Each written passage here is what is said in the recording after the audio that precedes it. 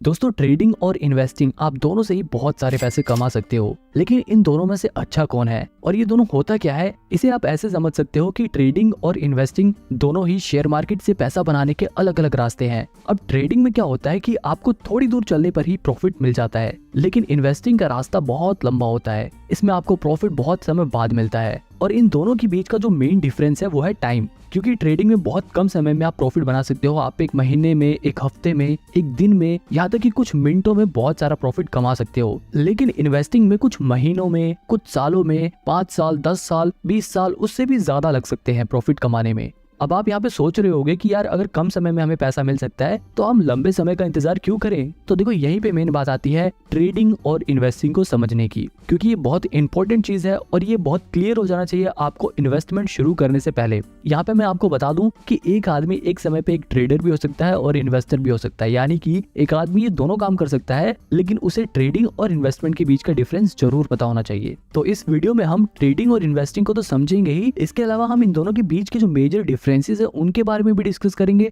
और सबसे आखिरी में मैं आपको ये भी बताऊंगा कि आपको ट्रेडिंग करनी चाहिए या इन्वेस्टिंग करनी चाहिए।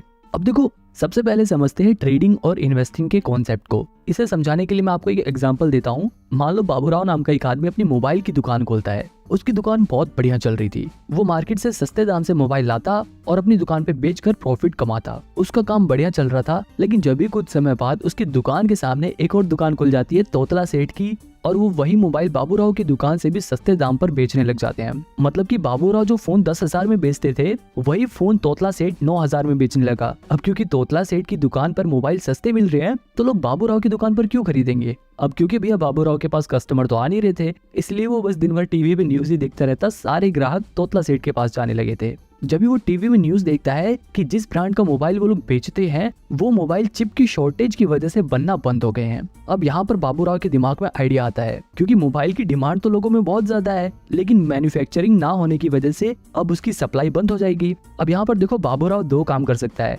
पहला ऑप्शन ये है कि वो रोज सवेरे उठते ही सबसे पहले तोतला सेठ की दुकान पर जाकर उसके सारे फोन 9,000 में खरीद ले और उन्हें अपनी दुकान पर वापस 10,000 में बेचकर प्रॉफिट कमाए। दूसरा तरीका ये है कि वो रोज सवेरे तोतला सेठ की दुकान पर जाकर उसके सारे मोबाइल खरीद ले और उन्हें अपने वेयर हाउस में स्टोर करके रखे, उन्हें बेचे नहीं। इसी तरह वो कुछ महीने अपने पास उन फोन्स को स्टोर करके रखे और जैसे ही उस फोन का प्राइस मार्केट में बढ़ जाए और उसकी डिमांड मार्केट में बढ़ जाए, वो उन फोन को 10,000 की जगह 12,000 में बेचकर ज्यादा प्रॉफिट कमाए। अब यहाँ पर देखो, ट्रेडिंग और इन्वेस्टिंग को समझो। बाबूराव जब डेली फोन सस्ते में खरीद कर उन्हें बेच रहा था, तो वो ट्रेडिंग कर रहा था। लेकिन जब बाबूराव ने फोन को कुछ महीनों के लिए स्टोर करके रखा और जैसे उनका प्राइस बढ़ा, उसने जब बेचा तो उसने इन्वेस्टिंग करी, क्योंकि वो डेली चीजों को सेल नहीं कर रहा, बल्कि वो उन्हें कुछ महीनों बाद कर रहा है। बिल्कुल इसी तरह ट्रेडिंग और इन्वेस्टिंग वर्क करती है। बस शेयर मार्केट में फोन की जगह शेयर्स आ जाते हैं। मतलब हम शेयर मार्केट में डेली फोन्स की जगह शेयर्स को सस्ते में खरीद कर उन्हें महंगे में बेचकर प्रॉफिट बनाते हैं, तो वो ट्रेडिंग होती है। और अगर हम शेयर्स को सस्ते में खरीद कर कुछ महीने, कुछ साल, 10 साल, 5 साल बाद जब वो शेयर का प्राइस बढ़ जाता है तब बेचते हैं, तब वो इन्वेस्टिंग कहलाती है।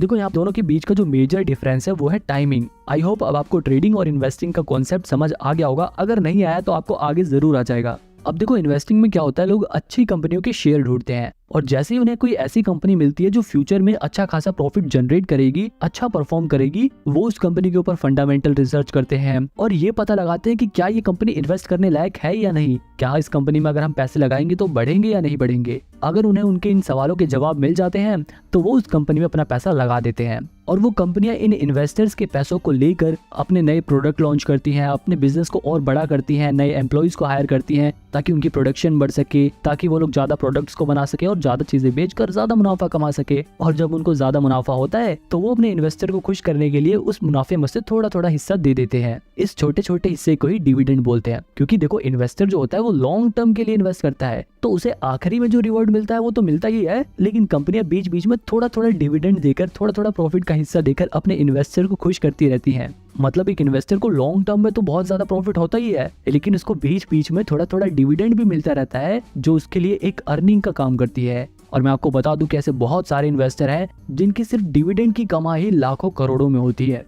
वहीं दूसरी तरफ जो ट्रेडिंग होती है, उसमें जो ट्रेडर होते हैं उन्हें इस बात से कोई भी फर्क नहीं पड़ता कि कंपनी क्या काम करती है, कंपनी प्रॉफिट कमाती है या नहीं कमाती, कंपनी का मैनेजमेंट कैसा है। वो फंडामेंटल एनालिसिस पर ध्यान नहीं देते। एक ट्रेडर सबसे ज्यादा ध्यान देता है टेक्निकल एनालिसिस पे, वो चार्ट एनालिसिस पे ध्यान देता है, वो शेयर्स के प्राइस को ट्रैक करता है कि शेयर के प्राइस कब घट रहा है कब बढ़ रहा है, वो उसमें अपॉर्चुनिटीज ढूंढता है। मतलब एक ट्रेडर का काम ऐसा होता है कि वो रोज सवेरे उठते ही सबसे पहले मार्केट खुलते ही किसी भी एक कंपनी का शेयर उठा देगा और उसके प्राइस की मूवमेंट को ट्रैक करेगा। अगर उस ट्रेडर को टेक्निकल और चार्ट एनालिसिस करने के बाद ये लगता है कि शेयर का प्राइस बढ़ेगा तो वो उसे कम रेट पर खरीद लेगा और जैसे उस शेयर का प्राइस बढ़ेगा उसे बेचकर प्रॉफिट कमा लेगा। जबकि इन्वेस्टमेंट में क्या था, जो इन्वेस्टर था वो शेयर को सस्ते में खरीद कर उसे कई साल बाद बेचता है जब उसका प्राइस बढ़ जाता है। अब आपको ये समझ आ गया होगा कि एक ट्रेडर कैसे काम करता है और एक इन्वेस्टर काम कैसे करता है। अब देखो इनके बारे में मैं और डिटेल में नहीं जाऊंगा वरना वीडियो बहुत बड़ी हो जाएगी। अब सीधे हम डायरेक्ट इनके डिफरेंस के बीच में आते हैं, इन दोनों के बीच के अंतर के बारे में बात करते हैं। सबसे पहला डिफरेंस तो टाइम का ही था। ट्रेडिंग कम समय का प्रोसेस है और इन्वेस्टिंग लंबे समय का गेम है। इसके अलावा अगर रिस्क के हिसाब से देखा जाए तो ट्रेडिंग में बहुत ज्यादा रिस्क होता है जबकि इन्वेस्टिंग में रिस्क बहुत ही कम होता है।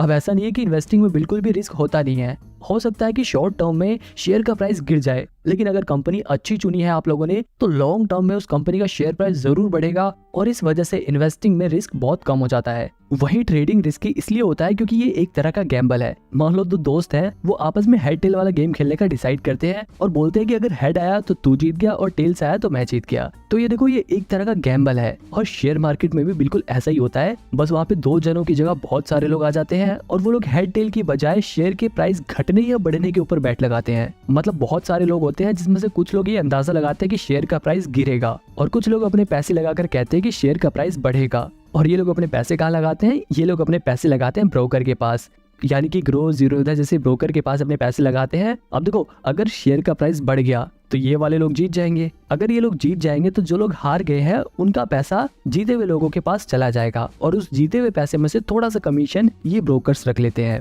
और इतना ही नहीं, इस जीते हुए हिस्से में से सरकार भी टैक्स के नाम पर अपना हिस्सा इनसे ले लेती है। अब यहाँ पर ये देखो कि जो ब्रोकर है और ये जो गवर्नमेंट है इनको तो हमेशा कमीशन और टैक्स मिलेगा, चाहे ये लोग जीते चाहे ये लोग जीते। लेकिन लॉन्ग टर्म में नुकसान किसका होता है, सिर्फ ट्रेडर्स का।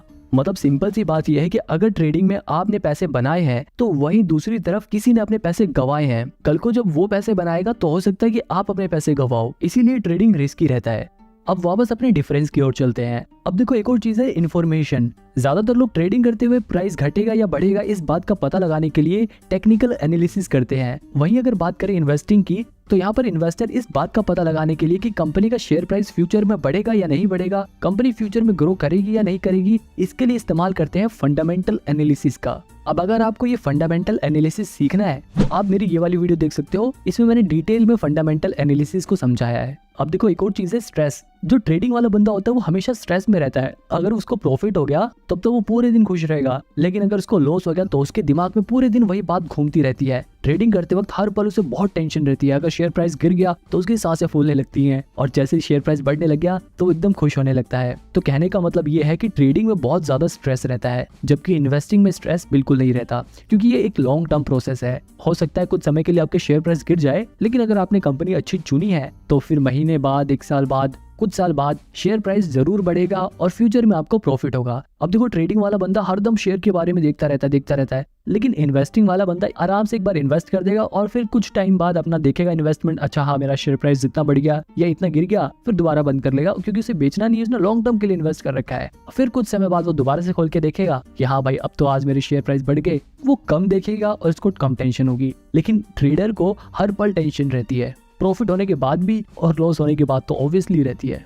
एक और सवाल है कि ट्रेडिंग में ज्यादा पैसे हैं या इन्वेस्टिंग में। अब देखो इस सवाल का जवाब बड़ा ही मुश्किल है, क्योंकि ट्रेडिंग में आप बहुत कम समय में बहुत ज्यादा पैसा कमा सकते हो, लेकिन इन्वेस्टिंग में आप ज्यादा समय में इतना ज्यादा प्रॉफिट कमा सकते हो कि कोई सोच भी नहीं सकता। क्योंकि इन्वेस्टिंग में कंपाउंडिंग अपना असर दिखाती है और पैसा बढ़ते बढ़ते बढ़ते बहुत ज्यादा बढ़ जाता है। वही अगर ट्रेडिंग की बात करें तो ट्रेडिंग में एक प्लस पॉइंट ये है कि आप ट्रेडिंग को कम पैसे में भी कर सकते हो, यानी कि आप कम पैसा लगाकर भी प्रॉफिट जनरेट कर सकते हो। लेकिन अगर इन्वेस्टिंग की बात करें तो सिर्फ आप 1000-2000 लगा के बहुत सारा पैसा कमा नहीं सकते। आप ट्रेडिंग में 1000-2000 लगाकर 5-10 हजार रुपए का मुनाफा कमा सकते हो, लेकिन जैसे कि मैंने बताया था कि रिस्क यहाँ पे ज्यादा होता है। ट्रेडिंग में आपके ये भी चांसेस है कि आप अपने 1000-2000 रुपए गवा दो, लेकिन इन्वेस्टिंग में आपके 1000-2000 रुपए कुछ कम हो सकते हैं। अगर आपने बिल्कुल ही खराब कंपनी चुन ली तो हो सकता है कि आपके पैसे कुछ कम हो जाए, लेकिन पूरे कभी खत्म नहीं होंगे। बहुत ज्यादा गिरने लग गए तो आप उसे बेच सकते हो। तो मतलब ट्रेडिंग बहुत ज्यादा रिस्की है, लेकिन आप ट्रेडिंग में कम पैसे से भी ज्यादा पैसा कमा सकते हो। बात करें एक्सपेंस की, अगर आप ट्रेडिंग करते हो तो आपको ज्यादा चार्जेस देने पड़ेंगे, लेकिन अगर आप इन्वेस्टिंग करते हो, आप डिलीवरी में शेयर्स को खरीदते हो, तो आपको ब्रोकरेज कम देना पड़ेगा, यानी कि कम चार्जेस देने पड़ेंगे। जैसे कि मैंने आपको ऊपर वाले एग्जांपल में बताया था कि लोग ट्रेडिंग में बहुत सारी ट्रांजैक्शन करते हैं, इसलिए उनके ऊपर चार्जेस लगकर बहुत ज्यादा चार्जेस हो जाते हैं। लेकिन इन्वेस्टिंग में लोग एक बार शेयर खरीद लेते हैं तो उसे कई सालों बाद बेचते हैं, इसलिए उसके ऊपर चार्जेस बहुत कम लगते हैं। अगर लर्निंग की बात करें कि आप लोग ट्रेडिंग जल्दी सीख सकते हो या इन्वेस्टिंग जल्दी सीख सकते हो, अब देखो ये दोनों ही बड़ी कॉम्प्लेक्स चीजें हैं, पर मेरा ऐसा मानना है कि इन्वेस्टिंग सीखना ज्यादा आसान है एज कम्पेयर टू ट्रेडिंग, क्योंकि ट्रेडिंग बहुत ही रिस्की है। ट्रेडिंग में जो प्रोफेशनल लोग होते हैं सिर्फ वही पैसा बना पाते हैं, और जो नए लोग होते हैं वो उनमें से 90% लोग अपना 90% पैसा 90 दिनों के अंदर ही गवा देते हैं। अब अगर ब्रोकरेज चार्जेस की बात करें तो चाहे ट्रेडिंग हो या इन्वेस्टिंग हो, दोनों में ही जो ब्रोकरेज चार्जेस होते हैं वो हर ब्रोकर अपने हिसाब से अलग अलग चार्ज करता है। अगर बात करें ट्रेडिंग की तो यहाँ पर ब्रोकरेज चार्जेस 0.03% से लेकर मैक्सिमम 20 रुपीज पर ट्रांजैक्शन होता है ज्यादातर ब्रोकर्स का। इसके अलावा एम स्टॉक जैसे कुछ ब्रोकर तो ऐसे भी हैं जिनके पास 1000 रुपए से लेकर 2000 रुपए तक का प्लान होता है, जिन्हें खरीदने पर आपका लाइफ टाइम ब्रोकरेज चार्जेस नहीं लगेगा। लेकिन यहाँ पर ध्यान देने वाली बात यह है कि सिर्फ ब्रोकरेज चार्जेस नहीं लगेगा। इसी तरह अगर आप इन्वेस्टमेंट करते हो यानी कि डिलीवरी में शेयर्स को खरीदते हो, तो वहां पर भी जो ब्रोकरेज चार्जेस होता है वो 0.003% से लेकर 20 रुपीज मैक्सिमम पर ट्रांजैक्शन होता है। हालांकि डिलीवरी में भी जीरो था, जैसे कुछ ब्रोकर ऐसे हैं जो 1 भी रुपए ब्रोकरेज चार्जेस नहीं लेते, लेकिन इन ब्रोकर्स के पास आपको लगभग 300-350 रुपए अकाउंट मेंटेनेंस चार्जेस देने होते हैं हर साल। ये सब तो ब्रोकरेज चार्जेस थे जो ब्रोकर्स चार्ज करते हैं, लेकिन इसके अलावा गवर्नमेंट भी प्रॉफिट में से अपना टैक्स डिडक्ट करती है। अगर बात करें सिर्फ ट्रेडिंग की तो ट्रेडिंग पे जो प्रॉफिट होता है उस पर लगभग 28% टैक्स देना पड़ता है। वहीं अगर बात करें इन्वेस्टमेंट की, यानी कि अगर हमें लॉन्ग टर्म कैपिटल गेन होता है तो उस पर हमें 20% टैक्स देना पड़ता है। आप में से कुछ लोगों के दिमाग में डाउट होगा कि हम ट्रेडिंग या फिर इन्वेस्टमेंट कम से कम कितने रुपए से स्टार्ट कर सकते हैं। तो देखो, आप मिनिमम 100 रुपए से ट्रेडिंग और इन्वेस्टमेंट दोनों ही स्टार्ट कर सकते हो।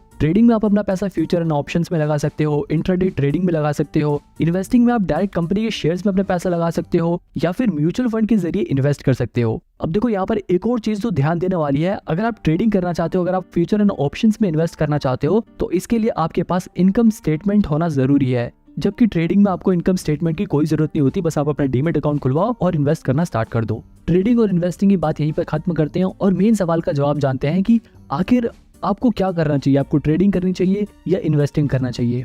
अब देखो, आपको मैं यहाँ पे बिल्कुल साफ साफ बता दूं, अगर आप अभी बिल्कुल नए नए शेयर मार्केट के बारे में सीख रहे हो तब तो बिल्कुल भी ट्रेडिंग की तरफ मत जाना। कभी आप ऐसा सोचो कि आप 1000-2000 रुपए लगा कर उसे 5-10 हजार रुपए बना लोगे और फिर 5-10 हजार को 1 लाख करोगे और फिर 1 लाख को 1 करोड़, ऐसे करके आप बहुत सारे पैसे कमा लोगे। ऐसा नहीं होता। अगर आप बिल्कुल नए नए शेयर मार्केट में आए हो, पहली बारी बेशक आप कुछ पैसे बना लो, लेकिन उसके बाद आप अपने पैसे जरूर गवाओगे और वहीं पर आप डीमोटिवेट हो जाओगे। तो इसलिए पहले शेयर मार्केट्स के बेसिक्स को सीखो। इन्वेस्टिंग के जरिए आप डिलीवरी में शेयर्स को खरीदो, उनकी मूवमेंट को ट्रैक करो। आपको धीरे धीरे जब एक्सपीरियंस होने लगेगा, आपको धीरे धीरे जब ये पता लगने लग जाएगा कि शेयर मार्केट कैसे वर्क करता है, तब आप धीरे धीरे अपना ट्रेडिंग में कदम रख सकते हो। लेकिन एकदम से ही ट्रेडिंग मत करने लग जाना। यहाँ पर आप ये ध्यान रखना कि जब आप ट्रेडिंग सीख रहे हो तो उस समय ज्यादा पैसे नहीं लगाने आपको ट्रेडिंग में, आपको कम पैसे से शुरुआत करनी है और जैसे जैसे आपका एक्सपीरियंस बढ़े वैसे वैसे आप अपने पैसे बढ़ा सकते हो। यहाँ पर एक और बात ध्यान देने वाली है कि शुरुआत में जब आप ट्रेडिंग सीख रहे हो तो ऐसा ब्रोकर चुनना जिसका यूजर इंटरफेस आसान हो और वहां पर अकाउंट मेंटेनेंस चार्जेस या फिर प्लेटफॉर्म चार्जेस ना लगे, और जिनके ऐप का यूजर इंटरफेस इतना बढ़िया हो कि आप जब भी ट्रेडिंग या इन्वेस्टिंग करो तो आपकी साइट क्रैश ना हो जाए और आपके पैसे ना अटक जाए।